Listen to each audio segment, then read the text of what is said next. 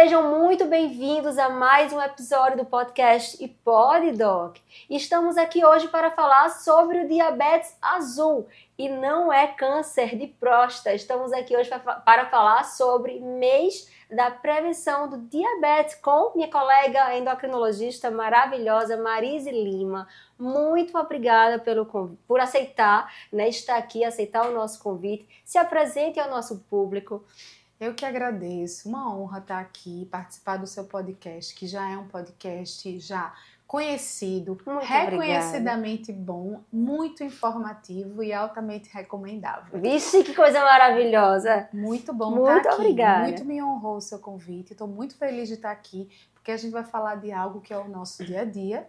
Eu sou Marise Lima, sou médica clínica, sou endocrinologista, também gosto de dizer que sou professora universitária, né? Tenho 22 anos de formada e atendo bastante pacientes diabéticos, obesos, como todos nós endocrinologistas, e acho muito importante essa pontuação e participar desse momento do Novembro Azul, trazendo conscientização para a população.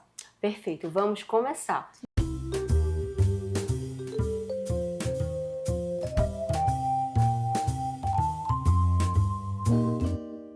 E é muito importante a gente falar sobre isso, Marise, porque, veja, o diabetes está entre as 4 principais causas de morte no mundo, né? Então, hoje em dia, as pessoas não morrem mais de doenças infecto-contagiosas, né? Isso ficou numa era atrás. E hoje as principais causas de morte são doenças cardiovasculares, câncer, doenças crônicas respiratórias e diabetes mellitus, né? Então, estamos aí entre uma das 4 principais causas de mortalidade. A gente precisa falar sobre isso, é uma urgência. E ter um mês para conscientizar as pessoas da importância do rastreio, da prevenção, do tratamento, do diagnóstico correto dessa doença é fundamental, né? Então, a gente não pode perder tempo com isso. Muito obrigada realmente por estar aqui. E vamos começar agora falando de um ponto que é muito importante, que é quais são os tipos de diabetes. A gente nem consegue falar de todos, né? Porque, assim, são inúmeros tipos de diabetes, as pessoas não têm noção de quantos são, mas nós temos ali alguns que são principais, que são mais prevalentes, né? Então, quais são esses tipos e qual a diferença entre eles? Durante esse ano, teve uma live que eu fiz, que a gente chamou de Nem Todo Diabético é Igual. Porque muitas vezes se fala diabetes, açúcar no sangue, e na verdade os diabetes, os 2 principais, que são os que eu vou citar agora, eles são diferentes na forma de diagnosticar e na forma de tratar. Então a gente basicamente tem 2 tipos de diabetes, o diabetes tipo 1 e o diabetes tipo 2. O diabetes tipo 2 corresponde a 90% dos casos, é muito mais comum, é aquele diabetes que você vê, imagina uma pessoa que tem acima de 45 anos, geralmente acima do peso, né? Vai ficando mais comum ainda a partir dos 60 anos, os sintomas são mais frustros e existe uma coisa que a gente fala muito, tá muito na moda, ele acontece pela resistência insulínica. Então, por haver a resistência insulínica, as pessoas gostam de usar isso como um diagnóstico. Na verdade, a resistência insulínica é o mecanismo pelo qual se chega ao diabetes tipo 2 e, como a gente vai falar ainda nesse podcast, a gente vai tratar basicamente a resistência insulínica com as nossas estratégias para poder melhorar as condições do paciente diabético tipo 2.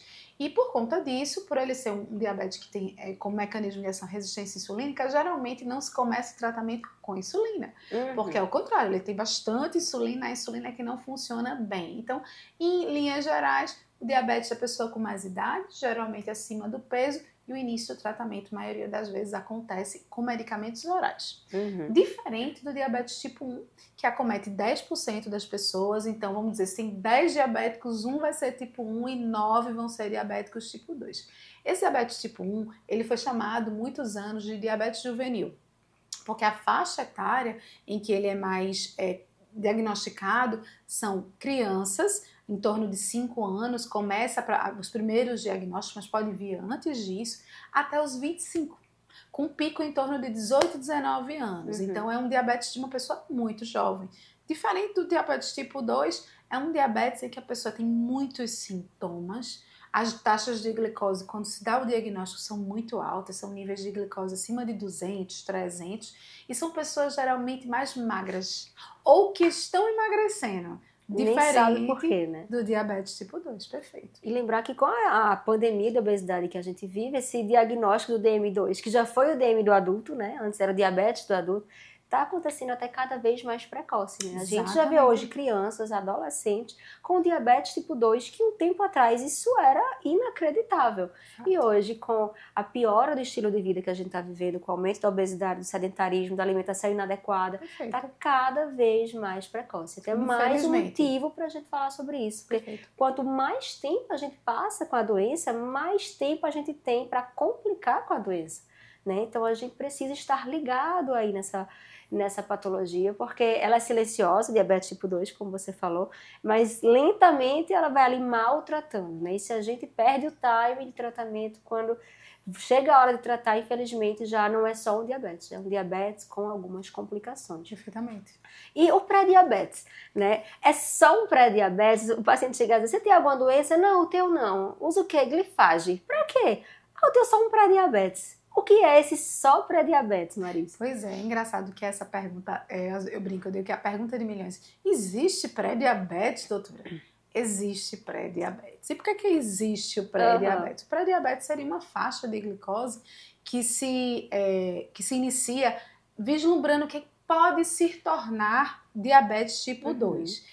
Por que eu preciso chamar pré-diabetes? Porque existem estudos que mostram que no pré-diabetes já pode acontecer complicações que viriam no diabetes. Um percentual dessas pessoas pré-diabéticas já estão predispostas à doença cardiovascular, já estão predispostas à neuropatia, alterações vasculares importantes, ateromatosas. Então, não é só um pré-diabetes. Não é inocente. É igual a só uma gordurinha no fígado, né? Não é, exatamente, não é só um pré-diabetes. E o que acontece na estatística? Por que a gente tem que olhar para o pré-diabetes? É porque o diagnóstico de pré-diabetes, uma vez você tem o diagnóstico de pré-diabetes, a gente tem uma chance, dentro de 3 a 5 anos, de 25% dessas pessoas se tornarem diabéticos tipo 2 nos próximos 3 anos, 25% dessas pessoas reverterem, voltarem ao status de glicose normal, que é o que a gente quer, o que a gente torce, e a maioria, né, 50%, vai ficar dentro do pré-diabetes.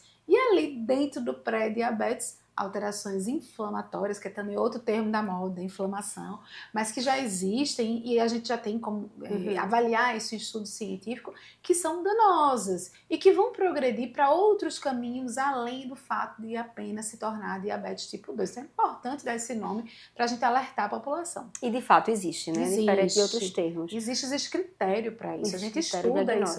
As sociedades, a sociedade americana, europeia, brasileira, tem diagnóstico, tem critério. Olha, se você tiver uma glicose assim, você é pré-diabetes. Então, realmente existe. Não é invenção, isso é real. E Marise, como estamos hoje no Brasil em relação à estatística de diabetes?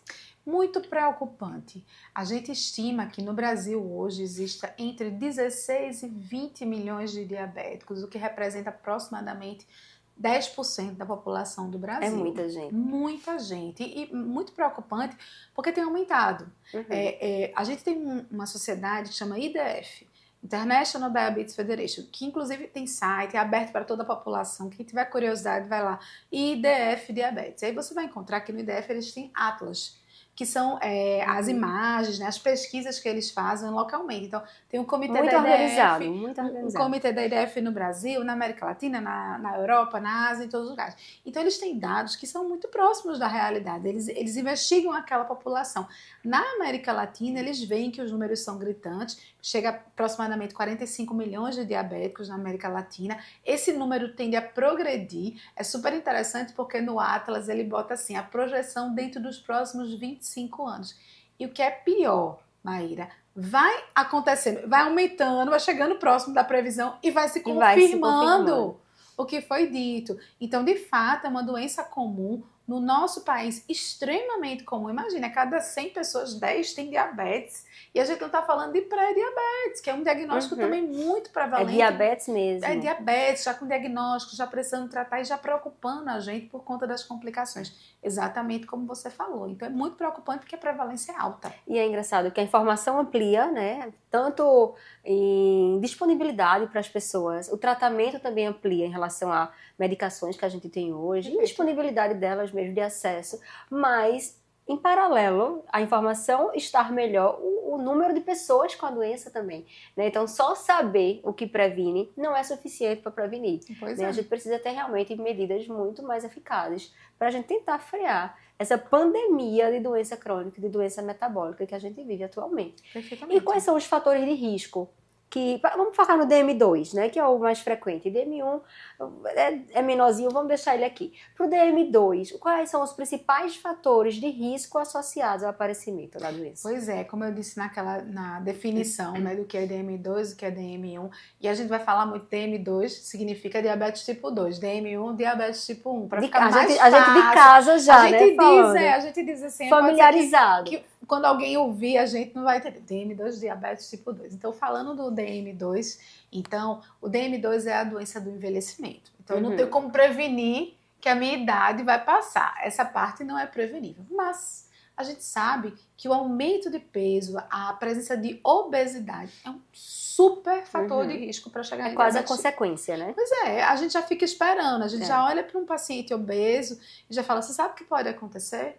Pode acontecer diabetes, né? Porque é muito associado, é um grande fator de risco. E, logicamente, junto com a obesidade, o que traz a obesidade? A alimentação que não é saudável, a alimentação a gente chama de junk food, que é aquela alimentação que vem do industrializado, das redes de fast food, bastante gordura, muito ultraprocessado, está associado claramente, açúcar refinado, associado claramente ao aumento de peso, frequência de diabetes cada vez maior, não é isso? Existem tipos de diabetes que vão acontecer por conta do uso de medicações. Isso não é o mais comum, mas também é importante saber que, eventualmente, alguém que usou um medicamento por muito tempo, um exemplo muito prático disso, né? uso corticoide, é diabetogênico, vai poder chegar nisso. Mas é principalmente aumento de peso, sedentarismo, alimentação inapropriada. E lógico que quem tem uma genética favorável...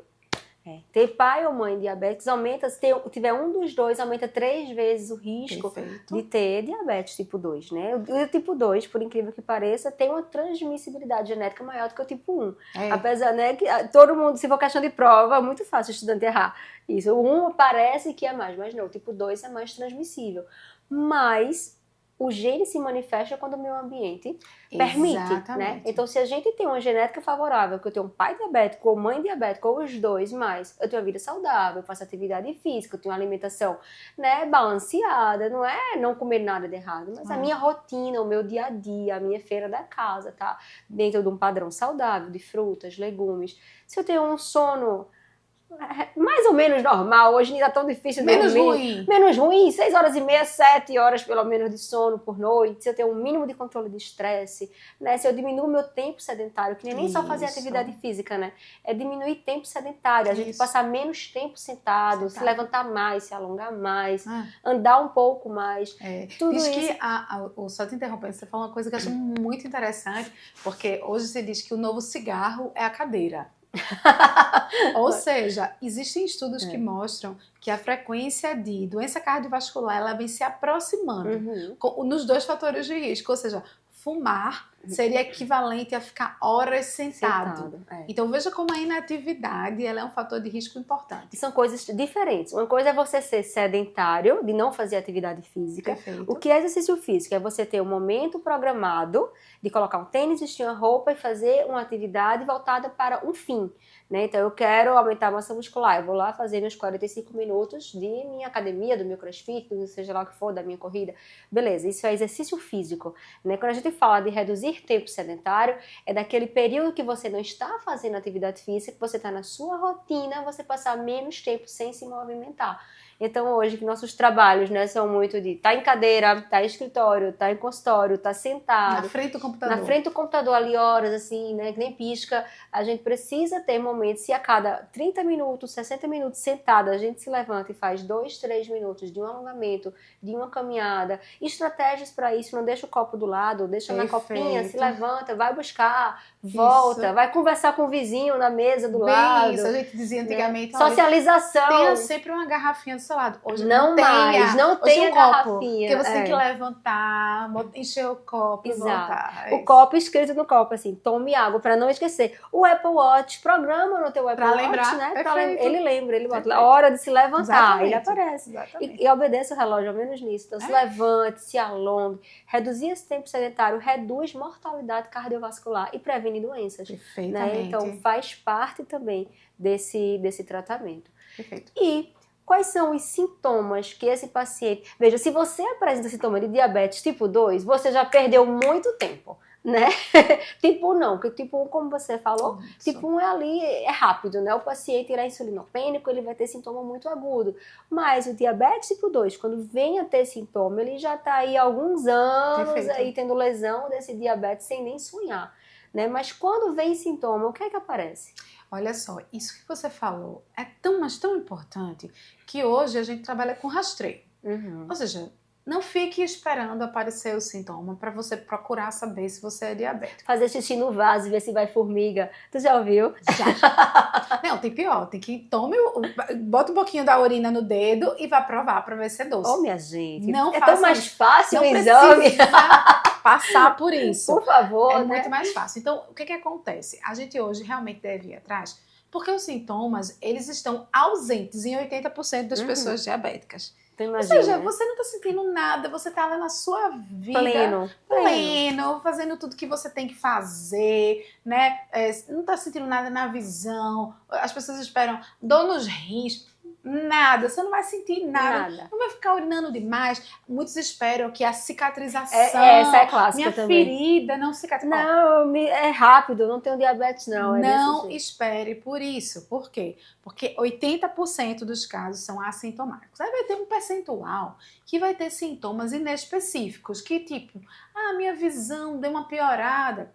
Que você não sabe se é exatamente do diabetes ou se é porque a sua lente mudou. Um cansaço, hoje em dia, quem tá cansado? Né? Hoje em dia tá todo mundo cansado, não é isso? Então, são sintomas assim, por exemplo, eu percebi que tô tendo uma infecção urinária de repetição, o homem tá sentindo Cândida, né? Candidíase, o homem sentindo que a ereção já mudou um pouco. Isso pode ser um sintoma que não é específico, mas já pode ser um sinalizador. Mas também não esperar por esse sintoma. Já é um sintoma de neuropatia, né? Então, assim, exatamente. Tem uns 10 anos aí que você perdeu o time nesse perdeu diagnóstico. o time. Então, o que acontece? Não espere ter os sintomas. Mas quando os sintomas acontecem, que são muito mais frequentes nos pacientes DM1, que são aqueles que abrem muito rápido o diabetes em uma semana, existe uma deterioração imensa clínica, que a gente já suspeita muito clássico, do diabetes, porque é o clássico. Então, o que são os clássicos? A gente diz muito, a gente, quando professora, a gente fala. São os 4 P's. Poliúria, polidipsia, polifagia e perda de peso. Perda de peso ficou fácil, né? Emagrecimento, né? Mas os outros P's, que tem esses nomes mais difíceis, que significam excesso de fome, excesso de sede, excesso de xixi. E excesso de xixi, exatamente. Mas para chegar nisso, precisa realmente que o nível de glicose passe de 250 com frequência. Então, não é o esperado no dia a dia. Mas assim, se você percebeu que alguém que você conhece começou bebendo água demais. Muita sede, tô com muita sede que não sede, acaba. Né? E, nossa, eu como, mas eu tô emagrecendo mesmo comendo muito. São sinais de alerta, são sinais que sugerem o diabetes. E pelo fato de 80% serem assintomáticos, é que a gente precisa pensar em procurar fazer o exame para poder diagnosticar mesmo quando está assintomático. Quem são as pessoas que têm mais indicação de fazer esse rastreio? Pois bem, a gente tem alguns consensos, eles levantam o público, o perfil de pessoas que são susceptíveis. E por que isso acontece? É porque o ideal no mundo inteiro seria a gente ter condição, como é que se diz, os governos do mundo inteiro, furar o dedo de todo mundo uma vez por ano para achar. A gente com certeza daria mais diagnóstico. Mas como economicamente isso não é viável, então as sociedades propõem públicos que não devem deixar de fazer. Então, todo mundo deveria, mas esses aqui, se você tem algum desses sintomas, algum desses fatores que a gente vai falar, você precisa para ontem estar atrás de fazer uma glicemia. Isso, e fazer a glicemia hoje, você pode tudo bem, se você tem acesso, vai no laboratório em jejum, 8 horas de jejum, coleta o sangue da glicose de jejum, Ou você fazer a furadinha na ponta do dedo, que acontece, os postos de saúde, as unidades básicas de saúde, tem aqueles dias que são o dia do hiperdia. Aí vai todo mundo lá, tem uma técnica de enfermagem medindo pressão, fura na pontinha do dedo, você vai em jejum, já vai dar para diagnosticar. Então, quem são essas pessoas? A gente costuma dizer que a partir dos 45 anos, todo mundo. Então, chegou a 45 anos, vai lá, faz, não espere sentir nada, não espere ter outro fator de risco, porque 45 anos é uma idade muito marcante em relação a isso.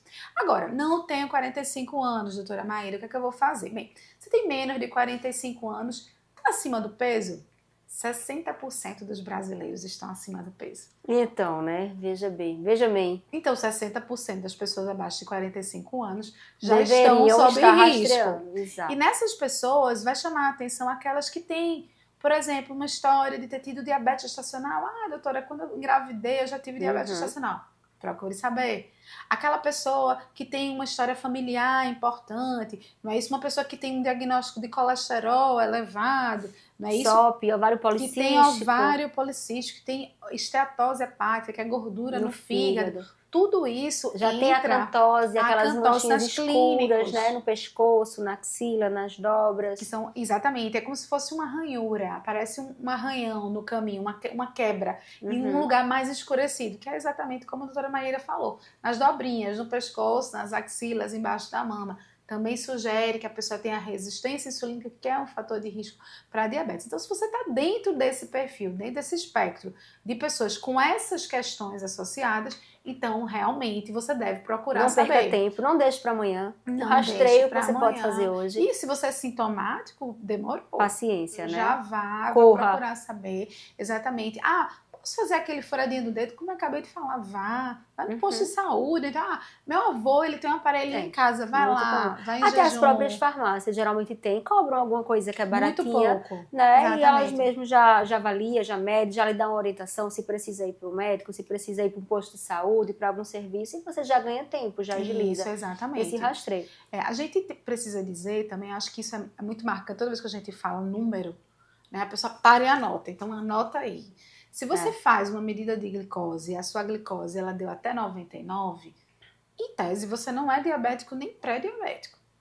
Então, deu 87.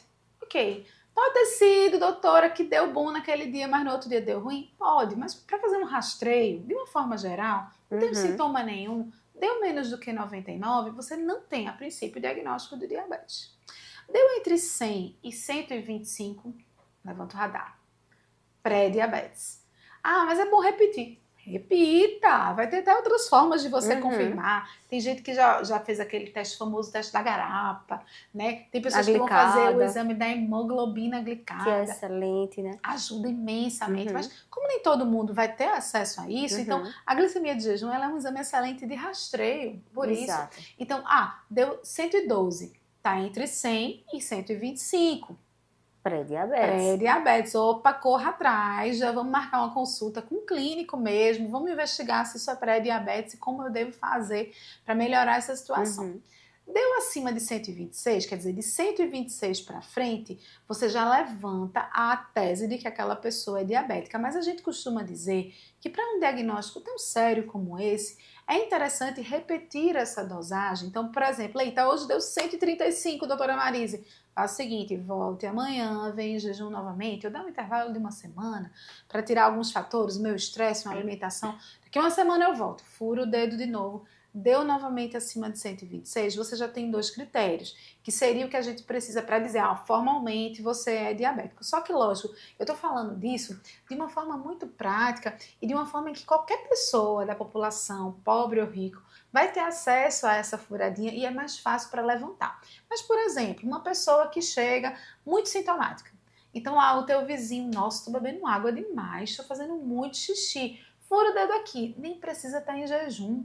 Vai lá, furou o dedo. Deu 280. Então, uma glicose acima de 200, com uma pessoa com aqueles sintomas que a gente falou, perda de peso, muita urina, muita fome, muita sede, é diagnóstico de diabetes. Não precisa nem repetir nesse caso. Já tá dado, vai tratar. Isso. E aí, logicamente, quando a gente tem a oportunidade, quando o paciente vem pra gente no consultório, a gente consegue olhar isso de uma forma mais pormenorizada. E aí, nesse momento que a gente vai pedir, fazer o teste da hemoglobina glicada, vamos fazer o teste do TOTG, que é o teste da garapa, como a gente chama. Vamos furar esse dedinho em casa numa determinada sequência, vamos usar um monitor para ver, um Libre. Aí a gente vai conseguir, a gente que é endocrinologista, a gente é treinado para isso, não é, Maíra? Para a gente poder dizer de forma muito pormenorizada, olha, realmente é diabetes, o caminho é esse, aí fica realmente, fica melhor para a gente poder fechar melhor isso. Mas de forma de rastreio, furou o dedinho já ajuda muito. Com certeza, já. E é muito fácil. Eu acho que a máquina, pelo menos um vizinho, um amigo, um posto, uma farmácia vai ter. Vai ter. Então, é rápido. Não dói, não é uma coisa de outro mundo. Acho que todo mundo já fez um testezinho uma vez. Exatamente. Tava passando mal, deixa eu ver aqui. Eu fui acompanhar uma campanha, furou o dedo. E tem campanhas, né? Então, assim, todo mês de novembro tem campanhas nas praças, tem campanha nos postos. Então, para lá, vai na fila, escuta o profissional, mede o teu dedinho, tira essa dúvida, descarta essa possibilidade. E vida que segue, né? Muito mais fácil do que a gente descobrir lá na frente. Exatamente. Já em outra situação. Em outra situação. E vamos falar de tratamento. O tratamento evoluiu muito. Você me disse que tem 22 anos de formado. Imagino que nesse tempo, hoje, a gente vive um outro momento. Eu tenho 10 anos de formado. Eu já vivo outro momento hoje do que era há 10 anos. Muito rápido. As tecnologias, elas têm avançado demais. De um ano para outro. Tecnologias, medicações, tudo muda. Pra tudo. Meu marido é anestesista, eu fico brincando com ele. A sua vida é muito sem graça, porque vocês mudam muito pouco. Endocrinologia, parece que todo dia tem novidade, todo dia tem artigo, todo dia tem droga saindo. É verdade. Tem coisa saindo, tem monitor saindo, tem proposta nova saindo. É muito lindo pra gente. É uma coisa absurda, é lindo. Eu acho. É por isso que eu digo, olha, quando você conhece um endocrinologista, e nós somos endocrinologistas, você pensa assim, aquele estuda um bocado, porque a gente precisa estar atualizando o tempo inteiro. Não para. Existem grupos de WhatsApp, de sociedade, que todo dia é artigo, de domingo a domingo, toda hora, de madrugada, tem alguém pedindo um artigo ou mandando um artigo. Isso. É surreal. Muito bom. É muita informação, isso é muito legal. Então, o que é que a gente tem hoje de tratamento? E mais do que isso, qual é a meta hoje? Porque há 10 anos, quando eu saí da faculdade, a meta era baixar a glicada. Né? A meta é uma glicada abaixo de 7, se for muito jovem, se for um DM1, abaixo de 6,5. Isso. E hoje mudou muito o que a gente espera de um tratamento. Perfeito. Baixar a glicada ainda é meta, claro, mas não é mais só baixar a glicada, né? Então, o que é que a gente tem hoje por meta do tratamento diabético? Isso é muito bom saber, porque às vezes a pessoa fica com uma ideia meio surreal. Eu sou diabético, minha glicose tá 100 e pouco. E aí, se tá 100 e pouco, pode ser 190. E a pessoa tá ótimo. Tá linda. Vamos lá, vamos falar de meta. Primeiro, eu vou falar para vocês uma meta geral, que englobaria diabéticos tipo 1 e tipo 2, que não tem condições específicas, porque hoje a gente já tem metas pormenorizadas também. De forma geral, é diabético. Meta de hemoglobina glicada, menor do que 7%. Né? Por quê? Que número mágico é esse, 7%? Os estudos mostraram que a hemoglobina glicada de 7% ela tem um risco de complicações muito inferior. Então, começou subindo, 7,5%, 8%, aí vai aumentando assim, de uma forma exponencial a frequência de complicações renais, oftalmológicas, neurológicas, cardiovasculares também. Então, meta de hemoglobina glicada menor do que 7%. Gente, eu tô falando isso para quem já tem diagnóstico. Então não é assim, fiz uma glicada, minha glicada é de 6,5. Peraí, tá ótimo, você né? É diabético? Não, não tem esse diagnóstico. Acabou de saber que é. Mas, vamos lá, já é diabético, já tem diagnóstico de diabetes, já tá tratando o diabetes. Meta de hemoglobina glicada menor do que 7%. Meta de glicose de jejum entre 80 e 130. Isso para grande maioria. Doutora Marisa, então ficar ali em torno de 100, tá bom? Tá joia, pronto. Já é diabético? Fica tranquilo, tá 100. Deu 112. Para quem é diabético, tá na 80, meta. 130 tá legal. Tá bem. E hoje a gente tem uma nova métrica, que é a métrica que a gente chama de tempo na meta. Que essa daí é maravilhosa. Existem alguns estudiosos que dizem que vai ser a substituição da hemoglobina glicada. Porque o que acontece? O tempo na meta ele é medido a partir daqueles sensores. Existem alguns sensores que se usa para pessoas diabéticas e até para não diabéticos também, que parece um broxinho, que coloca nessa região do braço. E esse sensor de monitoramento contínuo, ele mede a glicose minuto a minuto. Então, não tem para onde correr. É viciante. Você fica ali, quero medir, quero. Você só precisa encostar o leitorzinho ou o próprio celular, se tiver aplicativo. Encosta nele, nossa, 100, 200, 150, não fura dedo. O que é uma outra vantagem. E aí, essa possibilidade de avaliar a glicose, a pessoa, por exemplo, o paciente ele olhou só ali, hoje de manhã, de noite, mas o leitorzinho, o monitorzinho, né? O sensor, ele está lendo de minuto a minuto. Então, no final de 15 dias, ele manda um relatório através de uma nuvem, e o seu médico pode ter acesso a esse relatório e vai dizer, olha, nesses 15 dias você ficou dentro de uma meta de controle tantos % do seu tempo. E aí onde chega a história do tempo na meta. A meta foi uma faixa que foi definida como uma faixa de segurança. E aí nessa faixa a gente não está falando, como a gente acabou de falar, se é jejum, se é depois de comer. É uma faixa para qualquer horário do dia. Então, se dentro do seu dia, das suas 24 horas, você já é diabético, você ficou com a glicose entre 70 e 180 durante acima de 70% do seu dia, tá excelente. Joia. E por que 180? Porque a meta do pós-prandial, né? É onde a gente permite, onde é legal até que fique chegar. Até ali depois que você come, tá? Então, por isso que a meta não é até 130, porque ela não avalia só período de jejum. Avalia também o pós-prandial. Isso seria para qualquer horário do dia. Então, pega uma amostra de qualquer horário do dia. Se você ficou entre 70 e 180, vai incluir se você comeu ou se você não comeu. É seguro. Então, você precisa estar acima de 70% do seu dia, assim, dentro da faixa de 70 a 180. Isso é uma nova métrica. E quanto é que eu posso estar, então, doutora Marise, acima de 180? Veja, o ideal é não estar.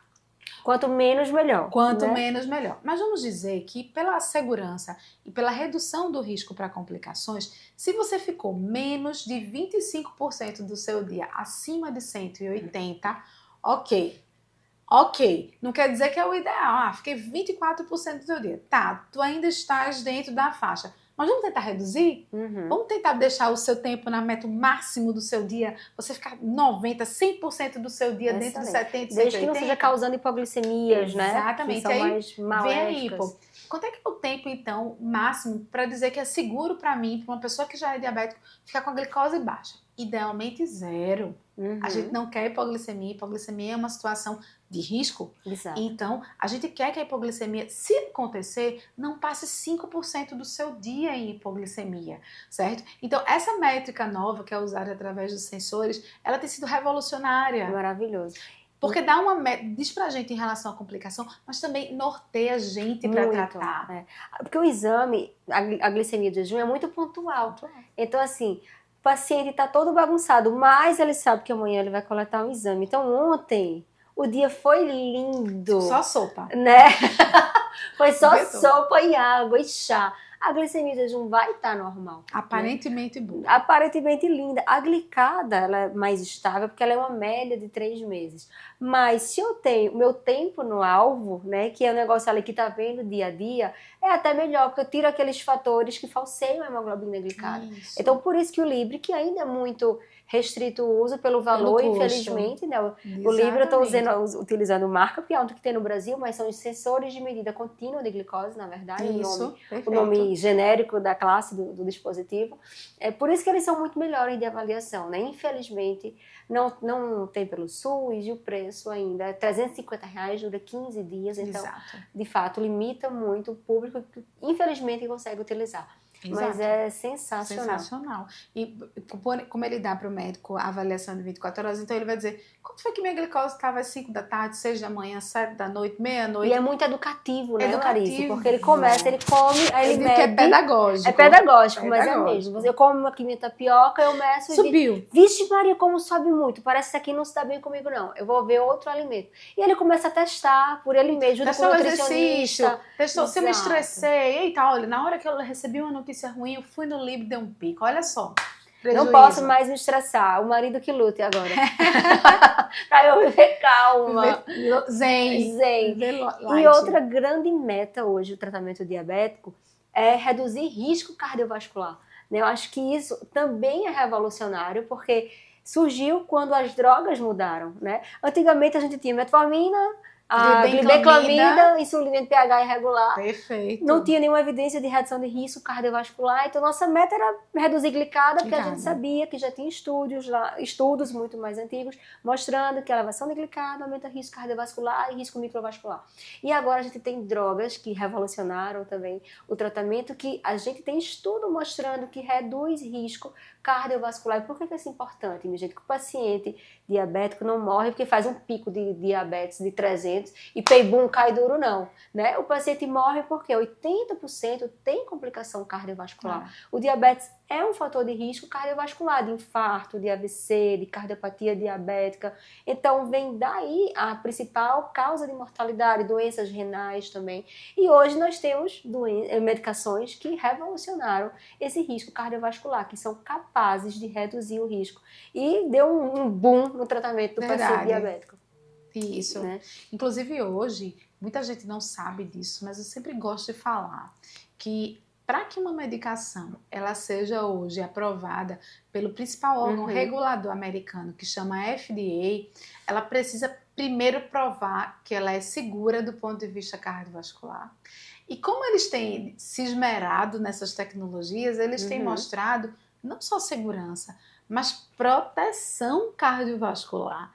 Então, por exemplo, hoje quando a gente prescreve uma medicação, que não vou dizer o nome comercial, mas dapagliflozina, empagliflozina, semaglutida, liraglutida, essas medicações mais modernas, elas estão associadas à redução do risco do paciente vir a infartar no futuro, redução do risco de ter insuficiência cardíaca, de ter insuficiência renal. Então, é o combo, né? Você está tratando o diabetes e na mesma tacada prevenindo outras doenças que são complicações. E é engraçado até o paciente saber, porque às vezes você está propondo uma medicação que tem um preço diferente, um preço elevado comparando com outras. Aí ele fica, mas eu não posso usar tal medicação? O meu vizinho usa, minha mãe usa, é tão baratinho, né? E a gente tem que explicar para ele, veja, eu sei que é mais caro, eu não estou ganhando nada do laboratório, mas você está ganhando redução das complicações que essa doença tem. Então, não é só colocar a sua glicose na meta, a sua glicada na meta. A gente tem um objetivo muito além. E é difícil, Marise, porque isso não é mensurável. Porque, tipo assim, a glicose é mensurável, né? Ele fez um remédio e ele viu que a glicose baixou. Então, para ele está suficiente. Você dizer que reduz um evento que talvez não aconteça, que não é palpável para o paciente, às vezes é difícil dele entender a importância daquele tratamento, né? Mas a gente tem a consciência que está fazendo o melhor por ele, né? E tenta explicar isso de uma forma clara. É um desafio muito grande, porque a gente está falando na esfera do abstrato, né? Dizendo, olha, um dia, se você tiver chance disso acontecer, a gente está prevenindo com essa medicação. Aí quando a gente fala isso, a gente não está falando por bola de cristal, a gente está falando por estudo. Os estudos pegam, minha gente, assim, vamos dizer, 12 mil pacientes, 5 mil pacientes, acompanha esses pacientes por alguns anos e vê, nossa, quem tomou essa classe de medicação realmente, nesses 5 anos não infartou. Quem não tomou, infartou com mais frequência. Fez diferença a medicação. Vamos ver qual foi a estatística disso. Isso reduziu em tanto é significativo? É significativo. Não, tá mostrando. O estatístico tá dizendo aqui que foi diferente, de fato, e que prova que aquilo ali faz algum efeito a longo prazo. Então não é a gente que tá defendendo, olha, eu gosto de tomar remédio caro. Não, a gente não é pra ficar bonita a prescrição, não é. A gente não trabalha dessa forma. Pois é, a gente trabalha com medicina raiz, né? A gente quer que o paciente ele fique bem da doença dele, a gente quer que as pessoas vivam que minha mais. blusa, né? A gente é endócrino raiz, veja que linda. Essa blusa belíssima mostra exatamente quem ela é. Ela é uma endocrinologista convicta. A gente busca isso. Quando a gente é endócrino raiz, como a gente está falando aqui, a gente busca boa prática. A gente quer fazer o bem para a vida da pessoa. A gente não está fazendo o que a gente chama de perfumaria, enfeitando. Não, a gente quer pessoas vivendo bem e vivendo mais. Longevidade saudável. Não adianta viver muito e viver com muitas sequelas, viver com qualidade de vida ruim. Isso nem está enganando o paciente, inventando moda, dizendo, olha, esse novo medicamento, esse fitoterápico aqui mostra a diferença, fazendo o paciente gastar. A gente está interessado em fazer as pessoas viverem com o que pode ser comprovado. Perfeito, exatamente. E falando de fitoterápicos, que você falou, alguma indicação, algum estudo mostrando que fitoterápicos, ervas, chás, reza, Chá de soroterapia, insulina. chá de insulina, alguma coisa funcione no tratamento ou prevenção de diabetes? Zero. É isso, minha gente. Vamos investir no que funciona, certo? Vamos investir direito. E sabe o que é que funciona muito? Eu vou fazer uma pergunta para você, doutora Maíra.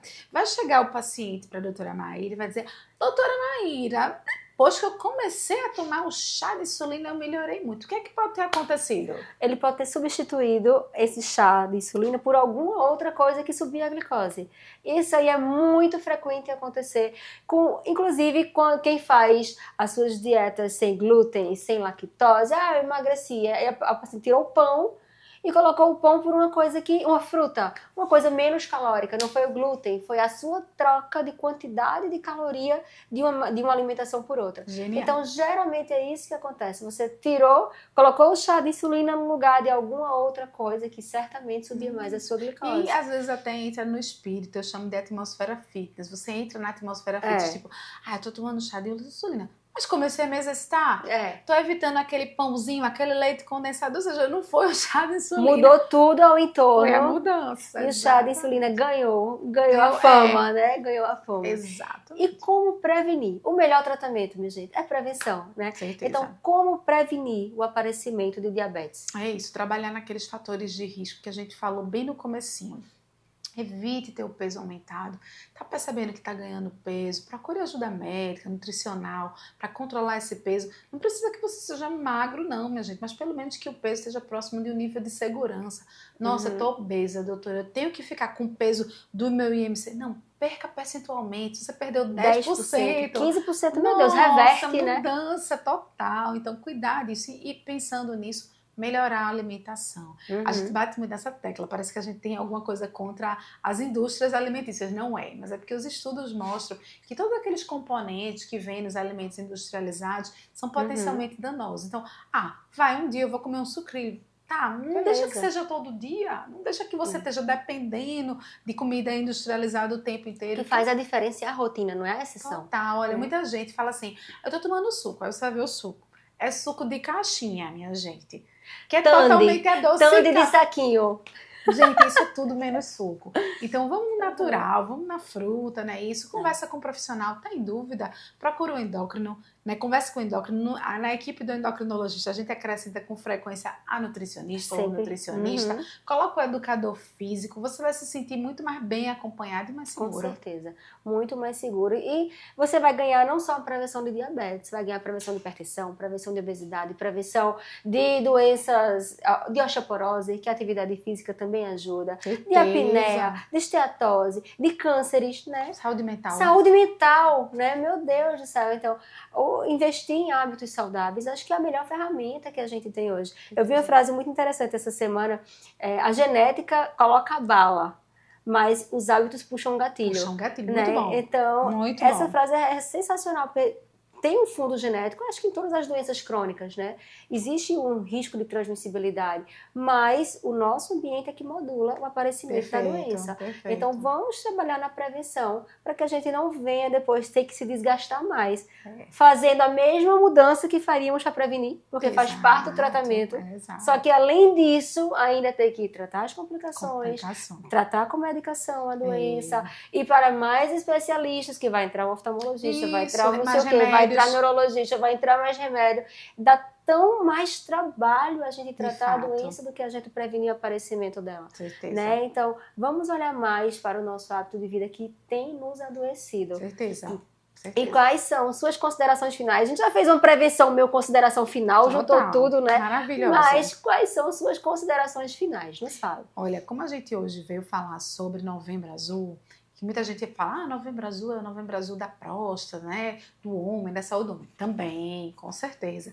Mas a gente tem o nosso Novembro Azul, porque em novembro é o aniversário de nascimento do Banting, Frederick Banting. O Frederick Banting foi simplesmente o descobridor da insulina. Apenas isso. 14 de novembro é o nosso dia de comemoração. Exatamente. E o Frederick Banting, aquela mente brilhante, ele trouxe para o mundo o presente que foi a insulina e tudo que veio de benefício com a vida das pessoas que não viveriam se não tivesse tido a descoberta da insulina. Por isso que o Novembro Azul acontece exatamente em novembro. Novembro é por conta do Frederick Banting. E a partir disso, a gente precisa dizer que a gente precisa pensar em diabetes, pensar em hábitos de vida, pensar em comida mais saudável o ano inteiro. Mas no novembro a gente fica reforçando. Eu acho que tem uma coisa também interessante, que é prévia de festas de final de ano, né? Então fica perto daquele período que as pessoas comem de forma mais deliberada, encontram os familiares, então conversar, olha, no Novembro muita Azul, compra de trabalho. Isso, muita compra. Então, assim, no Novembro Azul, aproveita, Novembro Azul, tem o Outubro Rosa, maravilhoso. Novembro Azul, faz a tua glicose. Mede, vai lá. Tem condição de plano de saúde, tem condição financeira de ir lá ter um aparelhinho, vá medir sua glicose, tá? Faz jejum de preferência, porque tira alguns fatores que são mascaradores. Vai lá, mede 8 horas de jejum suficiente, fura o seu dedinho, ou vai no laboratório, colhe o seu exame, procura aquele seu médico de confiança que você gosta tanto, né? Vai lá, o doutor queria fazer aquele meu check-up.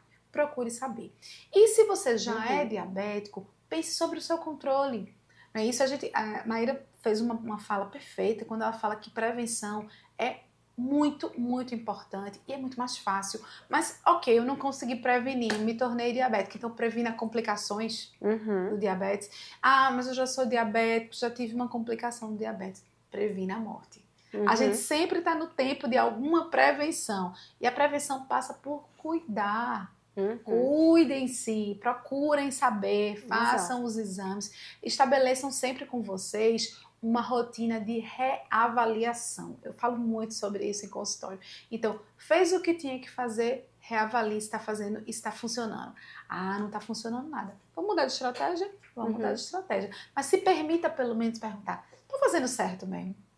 Será que o que eu deveria estar fazendo, que foi conversado com a doutora Maíra, foi conversado com a doutora Marisa, eu estou fazendo como eu deveria? Tô nada, estou fazendo tudo errado. É sempre tempo de pesar isso e dizer, chegou a hora, eu vou recomeçar. E tempo de voltar para o consultório. Não sei se tu vê muito isso, mas os pacientes, quando não conseguem aderir às estratégias que a gente estabelece, eles ficam com vergonha de voltar. Não tenho vergonha. Aí, às vezes, fica esperando começar alguma coisa para voltar e dizer, mas pelo menos eu fiz isso. E eu sempre digo, veja, se você não conseguiu fazer nada, é mais um motivo que você precisa de mais ajuda. Perfeito. Né? Então voltem, busquem ajuda. Vocês não precisam seguir sozinhos, ninguém precisa. Né? E uma equipe médica, o endocrinologista, não está aqui para julgar, nem punir, nem brigar, nem para fazer nada. A gente está para pegar na sua mão e lhe ajudar. Para que você vá mais longe e vá com mais saúde. Isso, né? olha, Que eu esse digo é o nosso objetivo. sempre, eu brinco muito com isso. Eu digo, olha, você não tem noção do número de cartas na manga que eu tenho.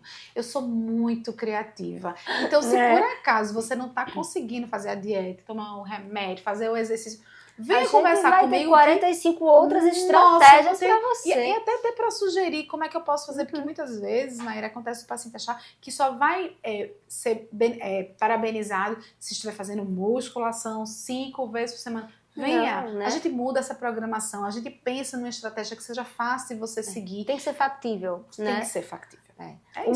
No mundo não é o ideal, é o real. Então a gente tem que trabalhar com as perspectivas reais, de tempo, de condição financeira, de família, de alimentação. A individualidade, né? Exato. Então, é isso. Fica o recado. Acho que nosso podcast foi maravilhoso. Não esqueçam do Novembro Azul, do diabetes, não só da próstata. Cuide também das famílias de vocês, né? Como você estava falando, eu já tenho diabetes, já tenho complicação, previna outras complicações, previna a morte precoce e previna o aparecimento da doença na sua família, né? Então, ensinar a nossa família a ter bons hábitos também é cuidado, é prevenção de doença. Se você tem diabetes, seu filho tem mais chance de ter, sua filha tem mais chance de ter um hábito saudável na sua família hoje, já está trabalhando na prevenção do aparecimento do diabetes na sua família no amanhã, né? Então, é sobre isso. Muito obrigada pelo episódio. Foi lindo, foi maravilhoso. Eu amei. Obrigada a você que nos assiste. Assine o canal, não é assine não, como é que fala? Se inscreva no canal. Aproveita agora que você está se inscrevendo no canal. Toca aqui embaixo naquela setinha que está escrito compartilhar. compartilhar. Exato. Manda naqueles grupos da sua família que tem aquelas tias que estão fazendo tudo errado. Exato. Dos amigos de trabalho que também fazem tudo errado. Que Isso, compartilha. Porque compartilhar é amar. Compartilhar é amar. É divulgar conhecimento. É isso aí. Um beijo, muito obrigada.